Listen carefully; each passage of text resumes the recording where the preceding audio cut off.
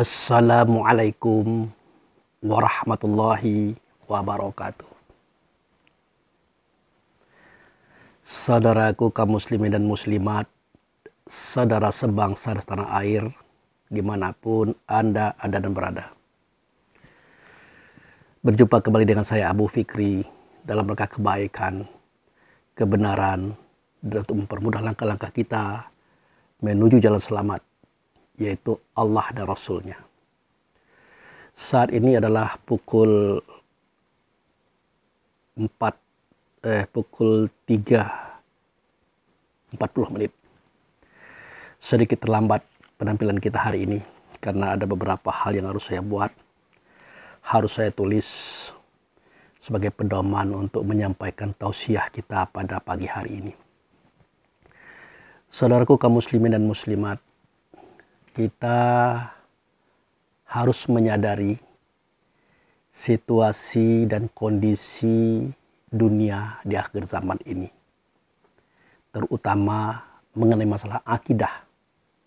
Akidah itu artinya ukod, hubungan rasa diri kita kepada Allah, tentu melalui Rasul. Jadi Allah Rasul kita, kita Rasul Allah. Itu jangan sampai tergugah, jangan sampai tergoyah, jangan sampai terkoyak-koyak, terpisah-pisah. Satu, tetap teguh dalam satu akidah. La ilaha illallah Muhammadur Rasulullah. Mungkin saudara-saudaraku bertanya, mengapa Pak Abu Fikri sampai begitu? Nah, ini saya sarankan kepada kita semua.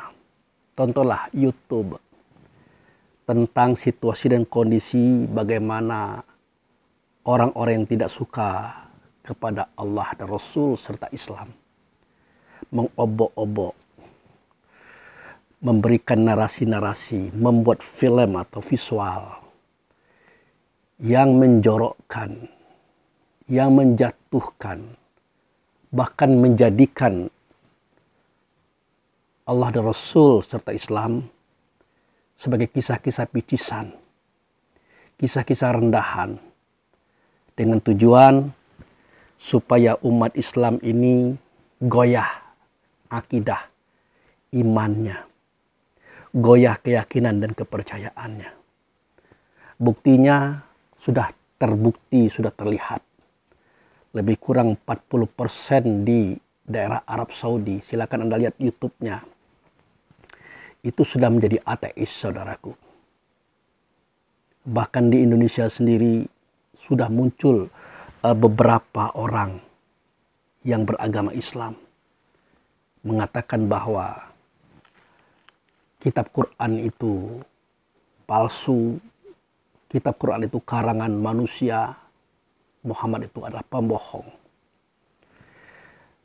Jadi ini sebuah penghancuran yang nyata, yang tampak di depan mata kita. Ya kalau kita sih tidak masalah. Apapun ceritanya, apapun kejadiannya, kita tidak akan berubah. Allah, Rasul, diri kita satu kesatuan dalam wahdaniyat. Kita tidak akan berubah. Tetapi anak-anak kita, cucu-cucu kita, yang nanti setelah kita tiada lagi, mereka akan goyah. Mereka akan mengiyakan, akan membenarkan semua informasi dari orang-orang yang tidak bertanggung jawab tadi. Makanya jauh-jauh hari Allah dan Rasulnya mensinyalir ungkapan-ungkapan yang berbunyi walan tardo angkal yahudu walan nasara hatta tatabi'u millatahum. Dan sekali-kali tidak akan senang orang Yahudi, orang Nasrani terhadap kamu sehingga kamu mengikuti gaya hidup mereka. Jadi Yahudi di sini, Nasrani di sini, kita tidak berbicara agama orang. Dan kita tidak berbicara orang-orang yang ada dalam agama tersebut. Tetapi kita berbicara tentang orang-orang yang bersifat dengan sifat yang tidak diajarkan oleh Allah dan Rasul di dalam agama-agama tersebut.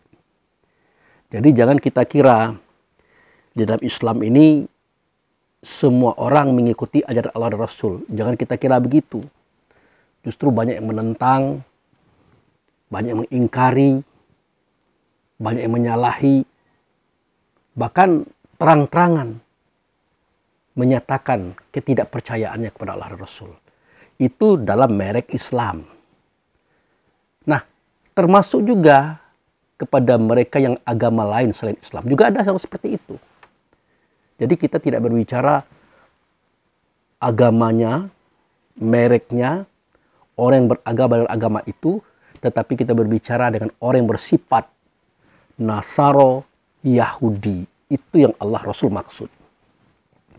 Jadi kalau Yahudi itu adalah orang yang sudah ditunjuki oleh Allah. Ya, dia adalah kelompok Yahuda, putra Nabi Yakub. Yakub putra Nabi Ishak. Ishak putra daripada Nabi Ibrahim. Mereka ini adalah kelompok orang yang sudah diberikan petunjuk. Tetapi mereka menyalahi petunjuk itu. Mengingkari petunjuk itu. Nah, kelompok inilah yang Allah maksud dengan kata Yahudi di sini. Bukan agama dalam artian umum, tidak. Tapi kelompok ini. Begitu juga kata Nasrani. Nasrani di sini adalah orang-orang yang sudah ditolong. Orang-orang yang sudah dibantu. Ditempatkan Rasul dan Nabi pada dirinya. Kemudian dia berkhianat kepada Allah dan Rasul. Dia menjual nabinya, yaitu Nabi Isa, kepada raja waktu itu. Yaitu kebenaran mereka adalah orang Yahudi juga. Akhirnya sang raja berniat membunuh Nabi dan Rasul Allah yang bernama Isa. Kemudian menyalib dia di tiang salib. Menurut keyakinan Islam, yang disalib itu bukan Isa, tetapi orang yang diserupakan dengan Isa. Siapa dia? Pengkhianat yang sudah dibantu oleh Allah, yang namanya Yudas Iskariot. Jadi kata Yahudi Nasrani di sini tidak membicarakan agama, orang yang beragama dengan agama itu, tetapi berbicara tentang orang-orang yang bersifat sebagaimana sifat sudah ditunjuki, dia mengingkari. Sudah ditolong, dia mengkhianati. Termasuk mereka yang ada dalam Islam pun bisa jadi dikatakan Yahudi dan Nasrani pada ayat ini, saudaraku. Baik, kita mulai. Jadi tidak henti-hentinya mereka-mereka ini, ya, mereka-mereka ini menghujat, mencaci, menghina,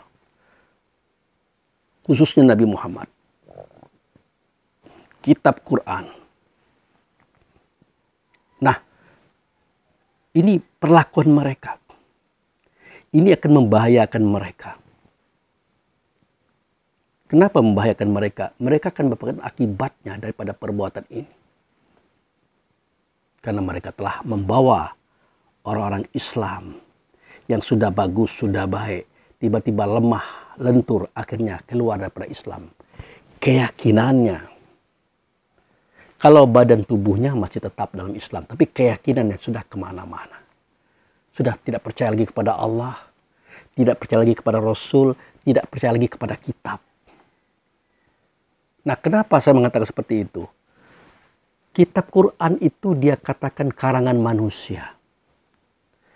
Karangan Muhammad. Muhammad itu adalah nabi palsu, nabi pembohong. Dia bukanlah nabi. Sudah seperti itu, saudara. Dan dikeluarkan berbagai macam argumen-argumen, fakta-fakta sejarah, catatan-catatan orang dulu. Dan semuanya tidak perlu bisa kita pungkiri. Ada kisahnya, ada ceritanya. Tetapi tidak seperti itu adanya. Saya contohkan kepada video yang kemarin. Al-Quran itu, Muhammad itu bukan pembohong. Saudara baca, saudara tonton video yang kemarin. Nah, oleh karena itu miris, memprihatinkan kalau umat Islam ini lebih mempercayai orang-orang yang tidak seagama dengan dia. Bahkan orang-orang yang tidak beragama sama sekali. Yang bermerekkan ahli sejarah. Ahli peneliti dunia. Yang sudah bergerak, berjalan meneliti kisah-kisah lama. Ya. Jadi bukan berarti kita menafikan mereka. Penelitian mereka yang berpuluh-puluh tahun, beratus-ratus tahun, itu ada benarnya. Ada baiknya dan tidak bisa kita bantah. Tetapi kalau sudah menjurus kepada merusak akidah kita kepada Allah dan Rasul, merusak akidah kita kepada kitab Quran dan Islam, maka apapun alasannya itu tidak bisa kita terima. Tidak bisa kita benarkan, saudaraku. Itu. Artinya kita wajib tidak percaya, walaupun dia menunjukkan fakta, wajib tidak percaya. Kenapa sedemikian? Karena di antara manusia yang ikhlas itu ada orang yang tidak ikhlas. Di antara orang yang baik itu ada orang yang buruk. Bahkan ada orang yang abu-abu, yaitu munafik. Yang dia sengaja memunculkan kisah-kisah dan cerita. Supaya nanti membuyarkan iman, Islam, tauhid, makrifat kita kepada Allah dan Rasul. Walaupun jarak waktu itu akan ratusan tahun kemudian, mereka buat itu. Termasuk membuat hadis-hadis palsu. Hadis-hadis lemah. Hadis-hadis yang menjadikan kita ragu. Itu. Itu dipasang dari awal-awal, saudaraku. Kapan dibuyarkannya akidah Islam itu? Tidak mesti waktu itu. Mungkin ratusan tahun kemudian. Ini akan bermanfaat untuk membuyarkan akidah Islam itu sendiri. Itu saya sayangkan kepada kita umat Islam. Terutama yang namanya ulama. Ya, yang namanya ahli tafsir, mufasir itu. Seketika mereka menggunakan hadis-hadis. Mereka ceritakan hadis-hadis. Terutama tentang Nabi Muhammad. Justru itu yang dipakai oleh mereka untuk menjatuhkan umat Islam. Jadi kita menjatuhkan umat Islam itu kata mereka tidak mesti dari kita. Tapi justru lebih efisien dari mereka. Dari pandangan mereka. Itu yang saya katakan, hati-hati kita menggunakan hadis. Terus terang saja, kepada kitab Quran, Abu Fikri 100%, bahkan 1000% percaya. Tetapi kepada hadis, itu 100% saya percaya. Ya, Al-Quran 1000%, kalau hadis 100%. Tapi tidak semuanya bisa dipercaya. Tidak segalanya yang harus diterima. Dicek dulu. Diteliti dulu, diukur dengan akal fikir kita. Ya, satu contoh yang menyakitkan. Anda lihat di video di YouTube itu, ada kisah Nabi Muhammad, divisualkan saudaraku. Ditampakkan wajah Muhammad dalam bentuk film, walaupun itu kartun. Ya. Nah, di situ diceritakan bahwa Nabi Muhammad itu meninggal dunia 3 hari 3 malam baru dikuburkan. Bayangkan. Bahkan dikatakan pula di situ membusuk sebagaimana bangkai-bangkai orang lain. Ini tidak masuk akal. Tidak masuk dalam jalur akidah Islam yang diajarkan oleh Allah Rasul kepada kita. Ya, bagaimana mungkin itu bisa terjadi? Rasulullah mengajarkan jika ada yang meninggal dunia, tubuhnya dipercepat mengembalikan ke bumi. Dipercepat dikubur. Itu ajaran Allah dan Rasul. Ajaran beliau. Kok justru beliau 3 hari 3 malam belum dikuburkan? Bahkan membusuk pula lagi sebagaimana bangkai-bangkai orang-orang lain. Sedangkan bangkai para syuhada saja. Tidak busuk, saudaraku. Tidak busuk. Harum, wangi. Kok bangkai Nabi Muhammad seperti itu? Tidak masuk dalam akal fikir kita. Jadi hati-hati kita dalam kisah-kisah cerita. Baik yang muncul dari hadis ataupun muncul pada orang-orang yang non-Islam. Apalagi orang yang tidak beragama sama sekali. Hati-hati kita menerimanya. Ingat, kebenaran Allah Rasul itu tidak akan bisa tergoyahkan di alam dada kita, saudaraku. Al-haqqu mir rabbik wala takunanna minal mumtarin. Kebenaran itu datang daripada Allah. Daripada Tuhan kamu. Maka kamu jangan ragu kepadanya.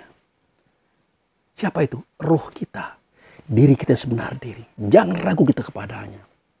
Karena suara Allah, suara Rasul, kata Allah, kata Rasul ada di dalam. Terdengar padanya. Pahami itu, saudaraku.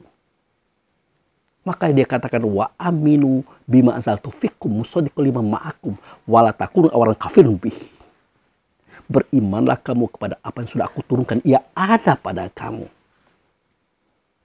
Nah, tugasnya memperbaiki kekeliruan yang ada pada kamu, membersihkan kekotoran yang ada pada kamu. Sekali-kali kamu janganlah jadi orang pertama kali kafir kepada dia. Artinya kitab Quran oke. Rasul oke. Allah oke. Walaupun di sini terakhir kita membenarkan atau menidakkan, tapi untuk Quran dibenarkan di sini. Tapi hadis nanti dulu. Itu saudaraku. Nah, efek daripada cerita hadis tadi, cerita kisah tadi ditulis oleh orang-orang ternama dalam Islam, terkenal dengan istilah ulama atau mufasir dalam Islam, menjadikan mereka mudah mematahkan, mudah menghancurkan, merusak keyakinan kita kepada Allah dan Rasul dan terhadap Islam itu sendiri, saudaraku. Contoh sudah beredar, orang mengatakan Quran itu buatan manusia. Quran itu isinya bohong. Muhammad itu nabi palsu. Sudah teredar, saudaraku. Sudah beredar semuanya. Bagaimana mungkin ini bisa terjadi? Justru muncul dari kalangan kita umat Islam. Karena dia percaya daripada cerita-cerita itu tadi. Tanpa prinsip. Semestinya kita berprinsip. Yang paling kita percaya adalah Allah dan Rasul. Kitab Quran. Oh, mengenai masalah kitab Quran itu ada lebih, ada kurang. Berkali-kali saya katakan, saya sendiri mengakui. Karena sejak beliau usia 40 tahun. Menjadi Nabi dan Rasul Allah. Atau menyatakan diri sebagai Rasul dan Nabi Allah. Sampai beliau wafat kan umur 63. Berarti 23 tahun. Di era Abu Bakar baru dibuat juz nama surat dan ayat. Artinya sudah berapa tahun? Sudah 24 tahun. Dilengkapi dengan kematian Abu Bakar 25 tahun. Di 40 Hijriah baru dibukukan. Jadi mungkin saja tulisan itu hilang sebagian, terhapus sebagian. Karena tulisan itu di atas tulang-tulang, pelepah kurma, batu-batu, kayu-kayu dan sebagainya itu. Tapi tetap dia mengarah kepada keautentikan kebenaran yang sejati seperti yang disampaikan oleh Nabi Muhammad yang pertama kali. Tetap seperti itu. Keyakinan ini harus kita pegang kuat, saudaraku. Itu. Daripada kita meyakini orang-orang di luar Islam yang memang sengaja membenci, ya, yang sengaja iri dengki kepada Islam itu sendiri, terutama Muhammad. Kan dikatakan dalam Al-Quran itu, tidak akan senang orang Yahudi dan Nasrani. Ada lagi maya wadul ladzina kafaru min ahlil kitab wal musyrikina mufaqi hatta ta'tiyahumul bayyinah. Ada juga itu. Tidak akan senang orang ahli kitab dari kalangan musyrikin. Ya, terhadap kamu itu. Iri dengkinya bukan main. Itu. Sampai mereka mengatakan Muhammad adalah keturunan Buddha. Ya, karena Muhammad adalah keturunan Bani Ismail. Ismail adalah anak Hijir. Hijir adalah orang yang diberikan oleh raja kepada Ibrahim. Tapi kan mereka tidak tahu siapa itu Hijir. Siti Hijir siapa? Orang yang hitam, legam, yang tidak pernah disentuh laki-laki. Itu yang diberikan Allah kepada Ibrahim. Tetapi seketika dia mau dibawa, dia terkena matahari, maka berubah bentuk wajahnya menjadi indah, cantik seperti bidadari. Itu yang mereka tidak paham. Di mana dapat gaji ini? Tanyakan kepada Allah dan Rasul. Datang ke Baitullah hakikat dengan rasa batin kita. Dibukakan oleh orang tua kita kisah ini, saudaraku. Itu makanya saya katakan hati-hati. Nah begitulah. Dikatakanlah Nabi Muhammad itu 3 hari 3 malam. Lebih bagus kisah ini kita tangkap dari beberapa hadis yang mengatakan seketika Nabi Muhammad wafat, sahabat-sahabat pergi meninggalkan beliau. Kenapa? Karena ada suksesi pemilihan pemimpin atau khalifah. Nah, akhirnya mereka pergi meninggalkan Nabi yang sedang tertelentang dalam kondisi mati. Akhirnya apa yang terjadi? Dia disolat, dia dimandikan, disolatkan hanya beberapa orang saja. Yang memandikannya adalah Ali bin Abi Thalib. Karamallahu wajhahu. Allah memuliakan wajahnya karena beliau tidak pernah melihat kelaminnya sendiri, apalagi kelamin orang lain, termasuk kelamin Nabi. Itu saja sudah menunjukkan kepada keistimewaan beliau, saudaraku. Ali karamallahu wajahahu, dikenal oleh sejarah dan diakui oleh orang-orang banyak. Beliau itu belum pernah melihat kelaminnya sendiri. Ya, apalagi kelamin orang lain, apalagi kelamin Nabi.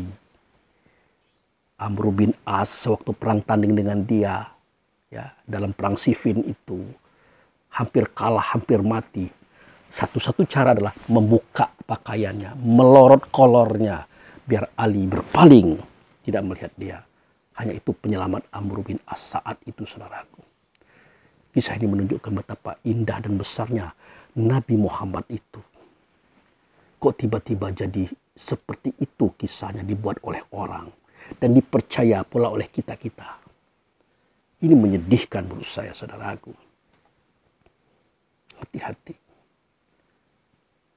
Akhirnya beliau dimandikan oleh Ali, dikafani dan dikuburkan di dalam kamar beliau itu sendirilah. Pada hari itulah, bukan 3 hari 3 malam, tidak ada kata membusuk di situ. Apalagi 3 hari 3 malam, tidak ada. Itu jauh lebih bagus kita yakini ketimbang yang ini, saudaraku. Itu yang saya maksud. Walaupun kedua-duanya adalah kisah dan cerita dari orang ke orang, dari hadis ke hadis, tapi ini jauh lebih baik ketimbang yang 3 hari 3 malam dia belum dikuburkan sehingga membusuk. Itu penghinaan. Apalagi ada hadis yang mengatakan beliau itu efek kematiannya adalah karena sakit diracun oleh seorang perempuan Yahudi bernama Zainab. Apakah benar itu? Oke, boleh jadi iya, boleh jadi tidak. Boleh jadi iya, boleh jadi tidak. Nah, kenapa bahasanya seperti itu? Ya, kalau orang Yahudi waktu itu kita percaya saja mereka hendak mengenai Rasul, Nabi beserta sahabat. Kita percaya saja. Karena dalam perang Khaybar itu Nabi Muhammad beserta sahabat memang menghabisi mereka. Menghabisi dalam artian orang laki-laki mereka itu diselesaikan. Ya, kalau boleh kita katakan memang mereka itu dihukum karena pengkhianatan mereka. Itu. Jadi jangan kita membersihkan perangai orang yang tidak baik. Perangai orang yang tidak benar. Seakan-akan Nabi Muhammad itu pembunuh, pembantai, pemberangus laki-laki Yahudi pada saat itu. Coba lihat kenapa mereka dibuat seperti itu. Dalam perang Khandak, perhatikan itu.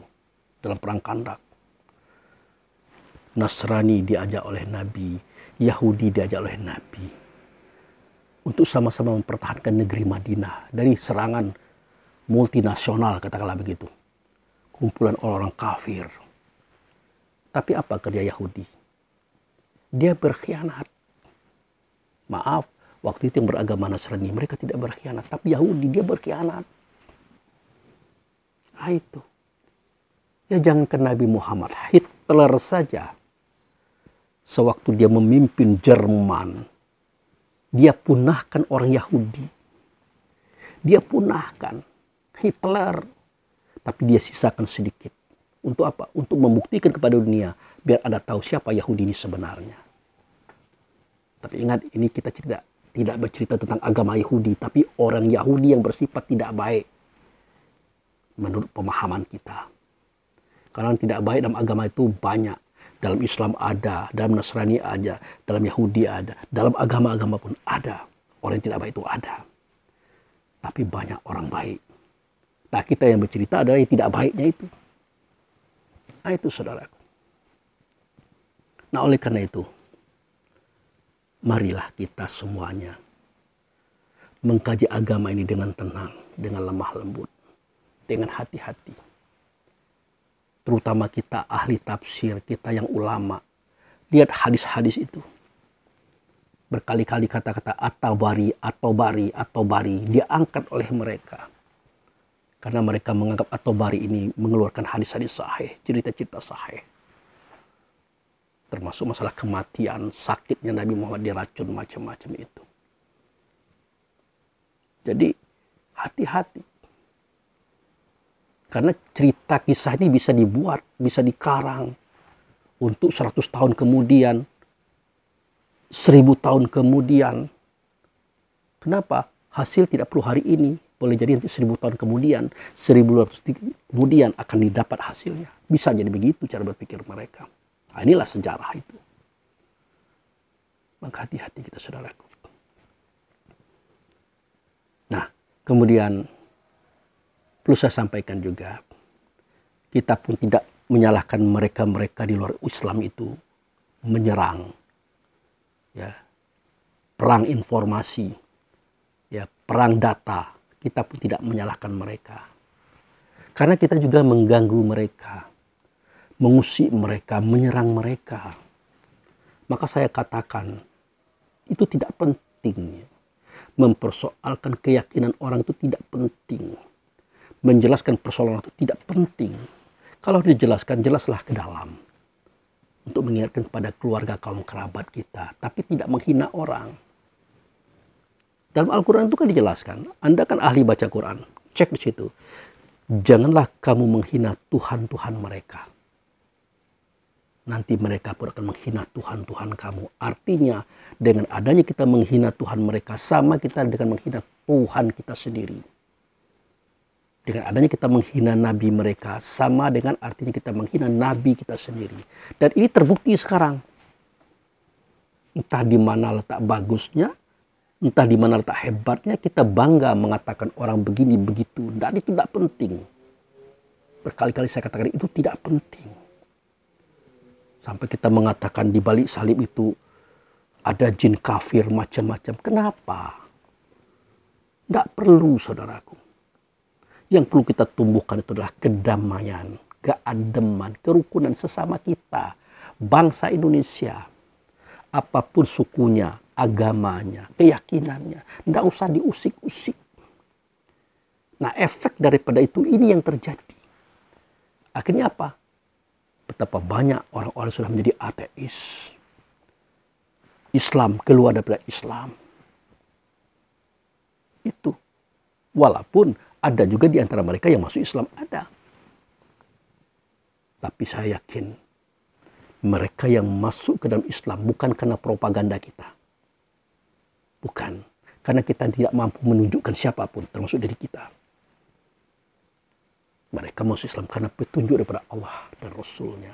Bukan karena kita mempropagandakan bahwa agama mereka itu tidak baik, tidak bagus. Bukan gara-gara itu.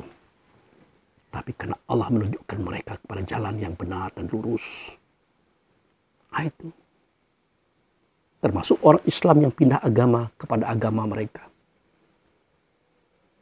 Bukan karena mereka itu sesat, disalahkan oleh karena propaganda mereka terhadap Islam, tidak juga.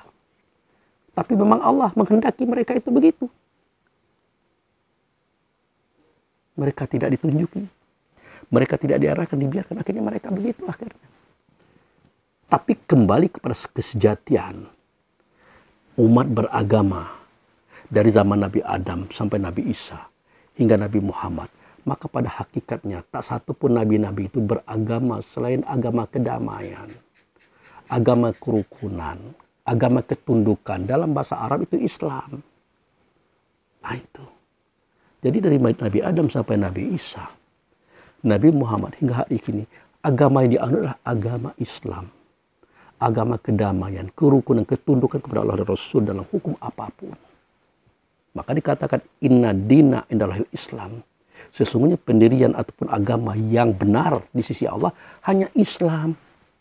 Artinya hanya orang yang membawa kedamaian, kebenaran, kerukunan dalam hidup. Hanya orang itu yang dibenarkan oleh Allah dan Rasul. Kita jangan terpancing dengan merek. Siapapun mereka. Adam punya syariat. Idris, Nuh, Hud, Lut, Saleh, Ibrahim, Ismail, Ishak, Yakub, Yusuf, Ayub, Shoaib, Musa, Harun, dan seterusnya sampai Isa. Semua mereka itu beragama dengan agama kedamaian, kerukunan, ketundukan kepada Allah dan Rasul dalam hidup dan kehidupannya. Dalam bahasa Arab itu Islam. Maka apapun merek mereka itu silakan. Asal tujuan mereka ke sana, itulah dia Islam. Maka tidak perlu kita menyakiti orang, menyinggung orang, menjelek-jelekkan orang. Ya, termasuk saya mengatakan, walantardo Hangkal Yahudu wala Nasaro. Saya tidak mengatakan orang-orangnya. Dalam artian ya tabiat batin mereka. Saya tidak mengatakan itu.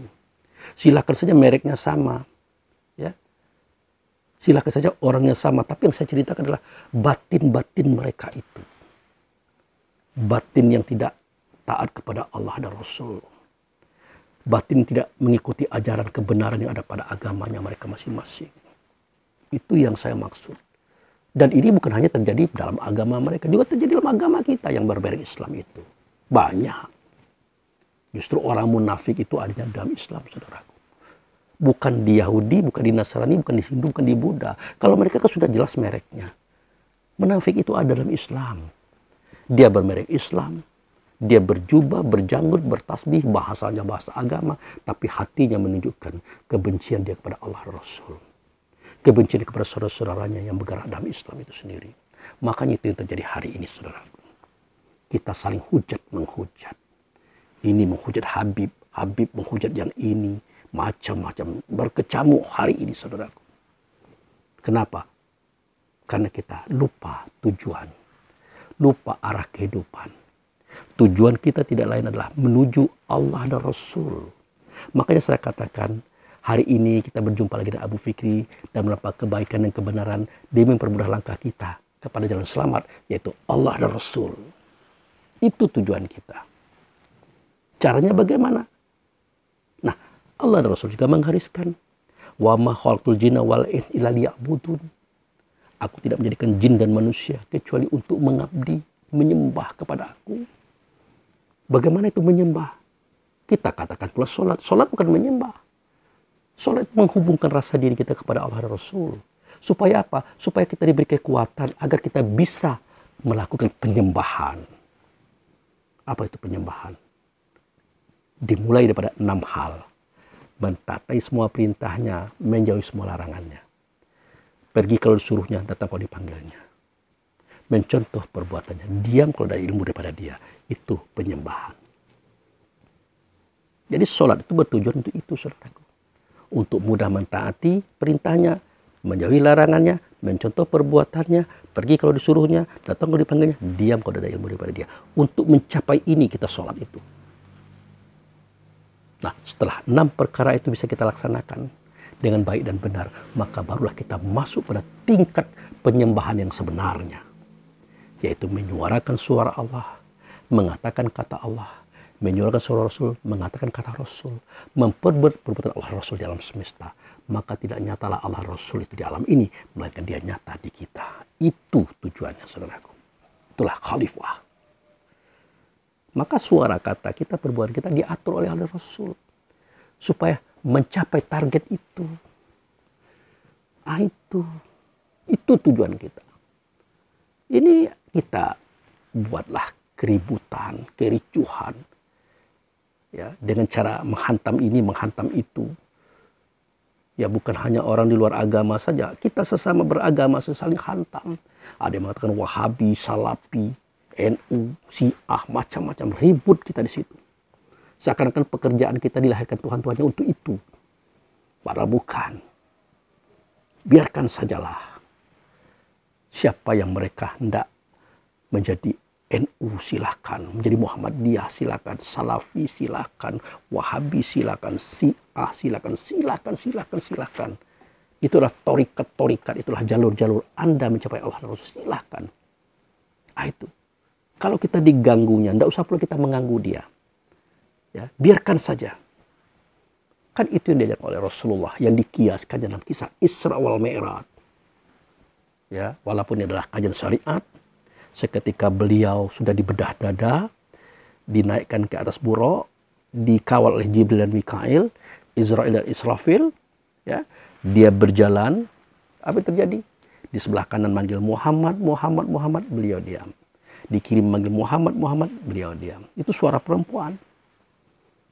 Seketika sampai di suatu tempat, ditanya oleh Jibril, "Hai Muhammad, kau tahu siapa tadi yang memanggil-manggil?" Tidak tahu. Nah, itulah suara perempuan. Itulah suara dunia. Dia memanggil ke kanan, dia memanggil ke kiri. Maka benarlah sikapnya engkau diam saja. Nah, begitu kalau kita ingin ikut Allah dan Rasul, saudaraku. Tidak usah dipedulikan. Lalu bagaimana dengan saya hari ini menyampaikan video? Bukan persoalan itu. Saya mengingatkan kepada kita semua supaya hati-hati, ya, hati-hati di dalam menonton YouTube video yang ada di situ. Yang sekarang marak propaganda menjorokkan, menjatuhkan Islam, mengatakan Quran ciptaan manusia, buatan manusia, Muhammad Nabi palsu. Sekarang diangkat semua data dan fakta. Yang mereka gunakan adalah hadis-hadis itu sendiri, pendapat para mufasir. Maka saya katakan tadi, hati-hati para ulama menggunakan hadis, menggunakan dalil. Hati-hati.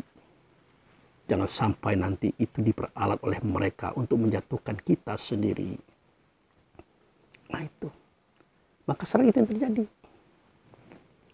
Betapa banyak orang sudah jadi ateis sekarang. Betapa banyak orang yang sudah keluar daripada Islam.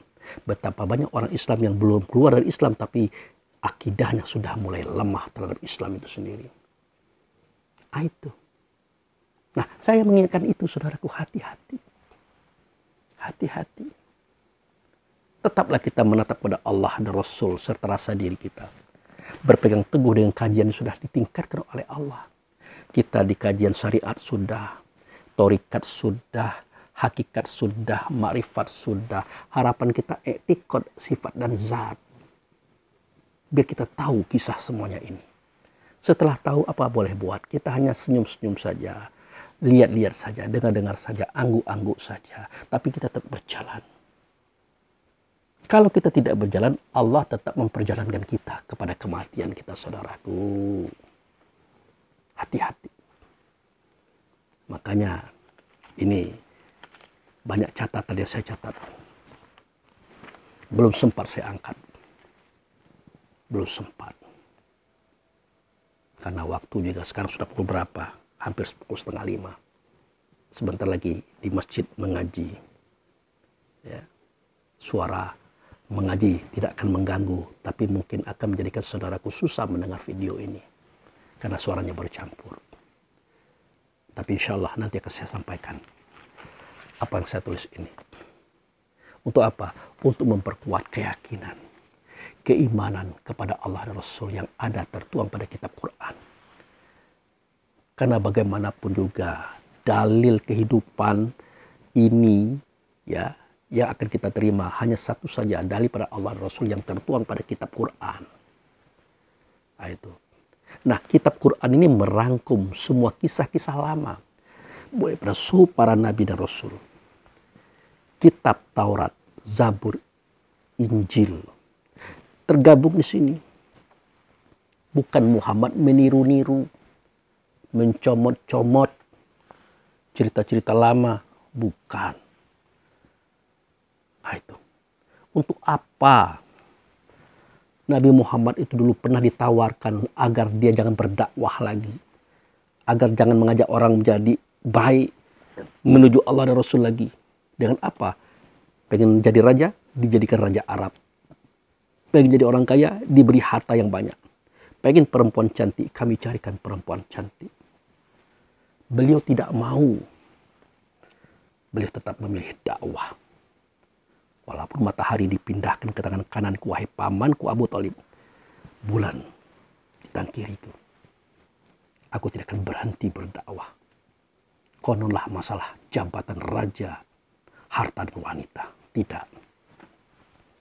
Tetapi di akhir kisah, orang mengait-ngaitkan Muhammad kepada kerajaan, kepada harta, kepada wanita. No, tidak.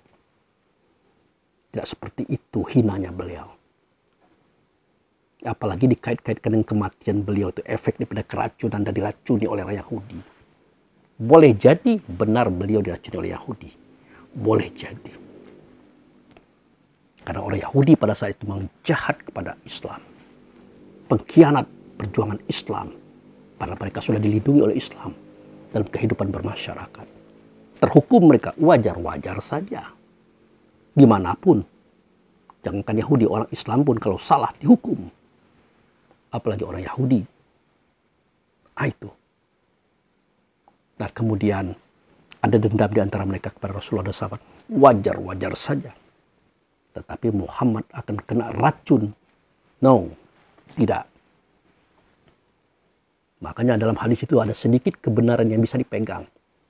Dia baru hendak memakan daging itu. Maka kambing itu berkata, Muhammad, jangan dimakan aku. Sesungguhnya aku sudah dibubuhi oleh racun. Si perempuan tadi, Zainab. Apakah benar begitu kisahnya? Dia akan tahu setelah diberitahu oleh daging kambing tadi. Karena dia jadi nabi. Tidak, saudaraku. Muhammad itu wujud serta Allah. Pencipta langit dan pencipta bumi bersama Allah. Menciptakan semua skenario kehidupan. Tidak mungkin itu kisahnya. Kalau memang itu kisahnya itu kias untuk pelajaran bagi kita.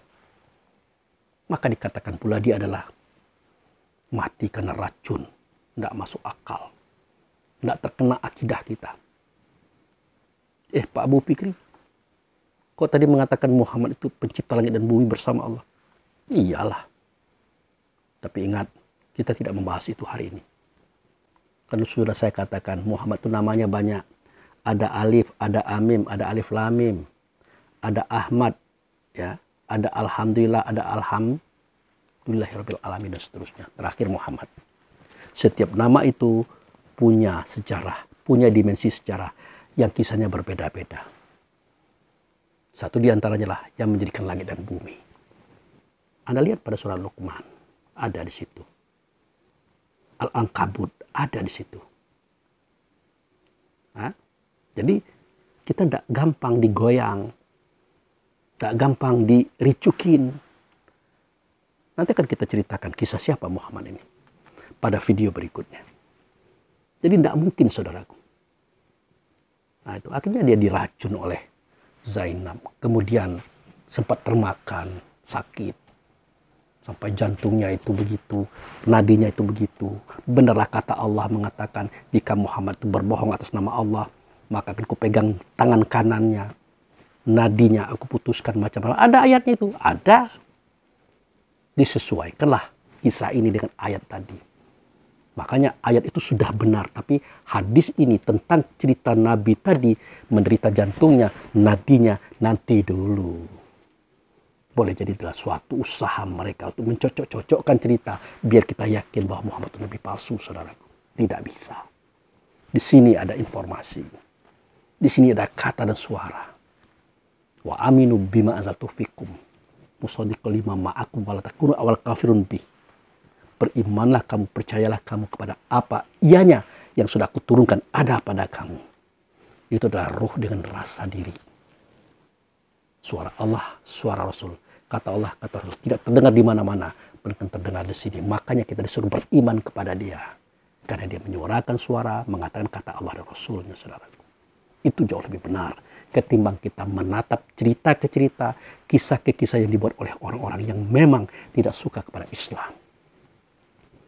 Ya, nah itu sajalah dulu. Sekedar penyampaian, pembukaan agar akidah kita tidak goyang. Buhul batin kita tidak putus dengan Allah dan Rasul karena cerita-cerita orang. Nah, itu. Jadi yang paling kita percaya adalah Allah dan Rasul serta kitab Quran. Selebih dari itu termasuk para mufasir dan ulama. Nanti dulu. Apalagi mereka yang tidak beragama dengan agama Islam. Apalagi mereka yang memang membenci Islam. Kalau kita berpegang teguh kepada mereka, akan hancurlah akidah kita, iman kita, pendirian kita. Ya Allah, ya Rasulullah, lindungilah kami daripada semua itu. Amin ya Allah. Demikian saudaraku, untuk sementara kita tunda dulu. Insya Allah nanti sudah subuh saya ulang kembali. Menyampaikan kisah yang lain. Pembuktian bahwasanya Muhammad ini bukanlah sesuatu yang biasa. Tetapi yang sangat luar biasa. Hanya saja keirian, kedengkian orang kepada beliau ini luar biasa. Karena beliau dilahirkan di padang pasir. Di negeri terpencil. Yang tidak ada dalam peta, itu sudah benar. Sampai sekarang mereka hendak membuktikan bahwa Muhammad itu bukan lahir di Mekah. Kalau lahir di Mekah bukan Mekah itu, Mekah yang lain. Sudahlah. Itu tidak penting kita yakini. Lebih penting kita yakini apa yang ada pada hari ini. Ada benarnya yang hari ini. Tidak sedikit kita mendapat karomah, hidayah daripada Mekah hari ini, Ka'bah hari ini, Madinah hari ini. Tidak sedikit kita mendapat karomah daripada Allah dan Rasul. Itu pasti sudah kita pegang. Daripada kita menangkap, menerima cerita-cerita kosong daripada orang lain yang tidak jelas ujung pangkalnya. Oke? Tapi Pak Bu Fikri kok emosian? Bukan emosian. Sedih saya ini saudaraku. Sedih, mau tersenyum pun berat saya. Karena beginilah kelemahan umat Islam akhir zaman. Kelemahan saudara-saudara kita gampang menerima cerita dan kisah. Sehingga kita dengan yang lain seakan-akan bertikai, bertentangan. Saya harap ini hanya sebuah permakluman. Jangan pula kita musuh-musuhan karena ini. Jangankan kepada sesama kita muslim, kepada kita yang lain agama pun tidak usah kita musuh-musuhan masalah ini. Karena prinsip saya adalah agama Anda ya agama Anda, agama saya. Amalan Anda ya amalan Anda, amalan saya amalan Anda. Saya tidak akan mengatakan Anda itu salah, buruk, jelek. Silakan saja. Itu keyakinan Anda. Maka saya mengakui ajaran Allah dan Rasul dari Adam sampai Isa. Semuanya benar. Tidak ada yang salah. Ya. Nah, kalau ada salah, bukan Allah yang salah, bukan Rasul-Rasul itu yang salah, tapi kita yang memahaminya itu yang keliru. Tinggal kita memperbaiki saja yang keliru itu tadi. Tanpa harus menyalahkan siapa-siapa.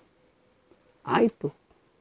Anda mau beragama Kristen silahkan, Yahudi silahkan, Hindu Buddha silahkan, Konfusius silahkan. Anda tidak beragama pun silahkan. Tapi saya yakin naluri Anda akan tahu mana itu yang baik, mana itu yang buruk.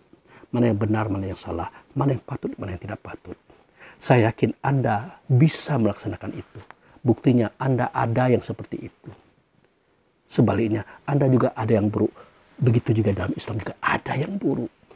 Bahkan orang munafik itu tidak di agama lain, saudara. Tapi ada dalam agama kita. Agama Islam itu. Oke? Demikian dulu. Terima kasih. Wabillahi taufiq wal hidayah. Assalamualaikum warahmatullahi wabarakatuh.